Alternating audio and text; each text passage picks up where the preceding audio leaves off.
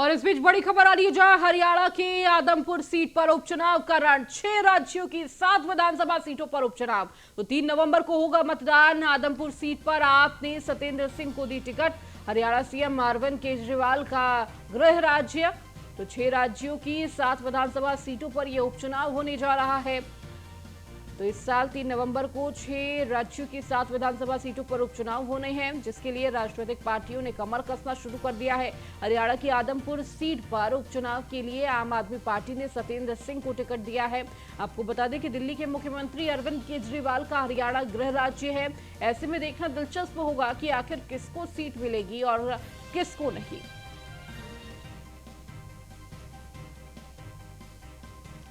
तो बड़ी खबर आपको दे रहे हैं इस वक्त।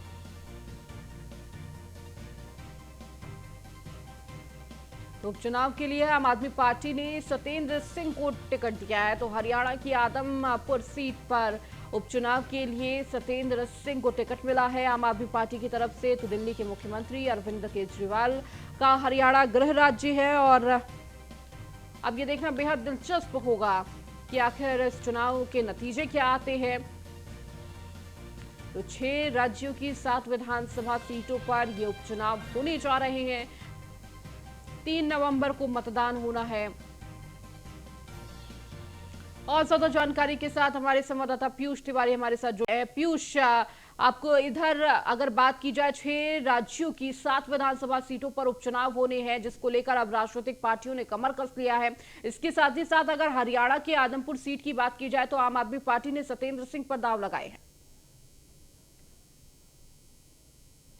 जी बिल्कुल। और इस वक्त हम आदमपुर विधानसभा में ही मौजूद हैं और यहाँ पे आपको पहले तस्वीरें थोड़ी दिखा दे। यहाँ पे तमाम जो आम आदमी पार्टी से जुड़े हुए लोग हैं और सबसे बड़ी बात है कि वो लोग यहाँ पे पहुंचे हुए हैं और आम आदमी पार्टी को एक तरीके से जन समर्थन मिलता हुआ नजर आ रहा है। हमारे साथ बातचीत करने के लिए आम आदमी पार्टी के वरिष्ठ नेता अशोक तंवर जी हैं। सर, किस तरीके से तैयारी है यहाँ की?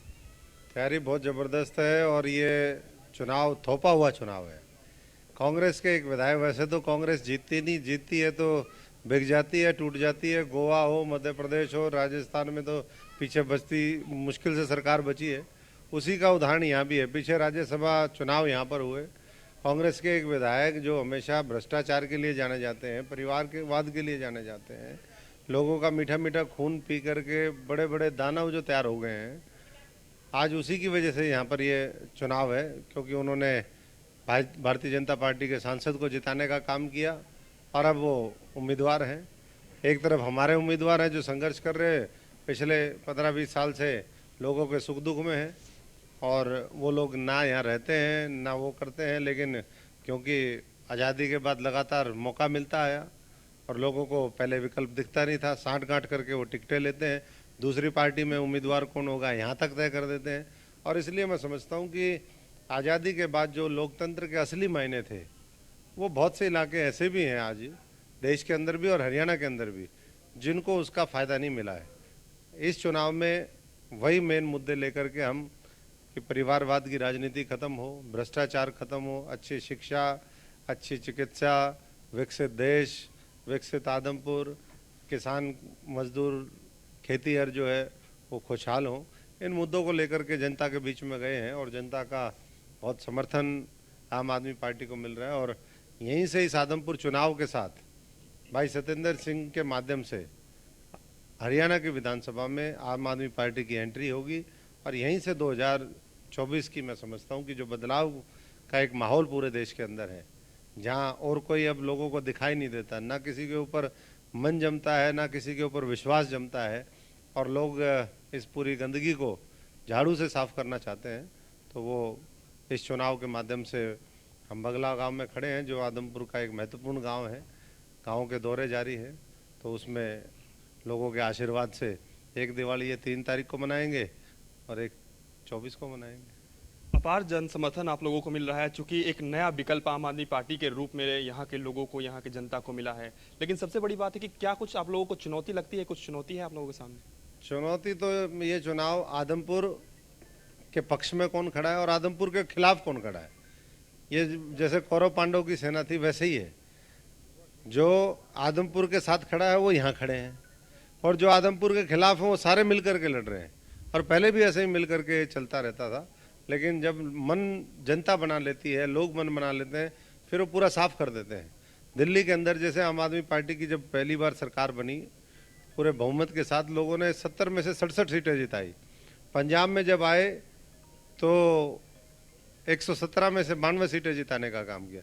और ये हरियाणा है, क्योंकि सबसे ज़्यादा मेडल लेते हैं हम पूरे देश में। कॉमनवेल्थ गेम हो, ओलंपिक गेम हो, सबसे ज़्यादा इस भारतीय सेना के अंदर जो जवान हैं वो हरियाणा से हैं। तो हरियाणा जब फैसला करेगा तो बहुत बड़ा फैसला करेगा। और कोई बड़ी बात नहीं कि गंदगी को साफ करते करते, झाड़ू चलाते चलाते ये 90 में से 90 की सीटें विधानसभा में और 10 की 10 लोकसभा की सीटें जिताने का काम करे। और जैसा मैंने कहा, उसकी शुरुआत ये इस बार आदमपुर के इस उपचुनाव से हरियाणा के लोग और आदमपुर के लोग करेंगे। आप सुबह से लेकर शाम तक जनसंपर्क कर रहे हैं, घर घर जा रहे हैं, क्या कुछ फीडबैक मिल रहा है लोगों को? क्या दिल्ली मॉडल पसंद आ रहा है? लोग चाहते हैं कि दिल्ली मॉडल देश के अलग अलग इलाकों में जाए? बिल्कुल, लोग चाहते हैं कि दिल्ली का जो मॉडल जिसको दिल्ली ने कबूल किया, दिल्ली को जिससे ताकत मिली, लोगों को उसका फायदा हुआ, फिर पंजाब के लोगों ने उसको चुना। अब वो पूरे देश का मॉडल बनना चाहिए, वो भारत का मॉडल बनना चाहिए।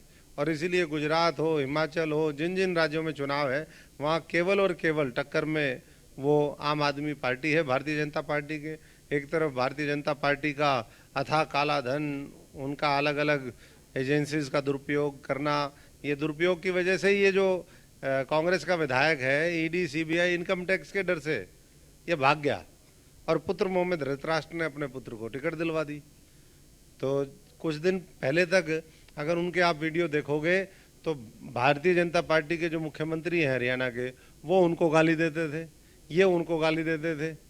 अब दोनों एक साथ हैं।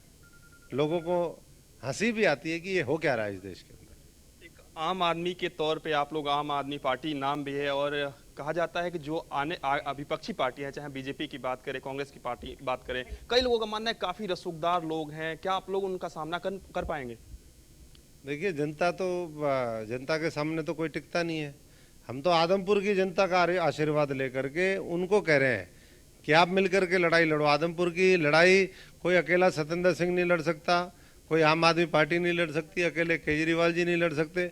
इन सब के साथ के माध्यम से ही वो परिवर्तन संभव है। और वो परिवर्तन ये लाना चाहते हैं, तभी किसान, गरीब मजदूर का, छोटे छोटे दुकानदार का, कर्मचारियों का राज इस देश के अंदर, इस हरियाणा के अंदर स्थापित होगा। और उसी से इस भारत की तस्वीर बदलेगी। ये भारतवर्ष दुनिया का शक्तिशाली राष्ट्र बनेगा, नंबर 1 राष्ट्र बनेगा, भाईचारे के साथ बनेगा। उसी के लिए हम सब लोगों से अपील करें, और लोगों का रुझान पूरी तरह आम आदमी पार्टी के साथ है। आदमपुर की जनता से क्या कुछ अपील करना चाहेंगे आप? आदमपुर की जनता से यही अपील करेंगे कि सबको देखा बार बार, हमको देखो एक बार।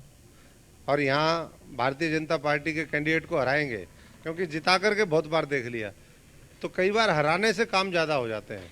और हराने का मजा देखो, अभी ये होर्डिंग जो है कैसे नीचे गिर गया अपने आप ही प्रॉपर्टी के ऊपर। हरियाणा से आपको ये तस्वीर दिखा रहे थे, जहां पर देखिए 6 राज्यों के 7 सीटों पर उपचुनाव होने जा रहे हैं, और इसी उपचुनाव को लेकर ये खास चर्चा आपको बता रहे थे। जिस तरह से लगातार ये चुनाव होने वाले हैं, 3 नवंबर को मतदान होने वाला है, और इसी को लेकर लगातार सभी पार्टियां अपनी कमर कस चुकी है, और लगातार इसी को लेकर चर्चा भी चल रही है।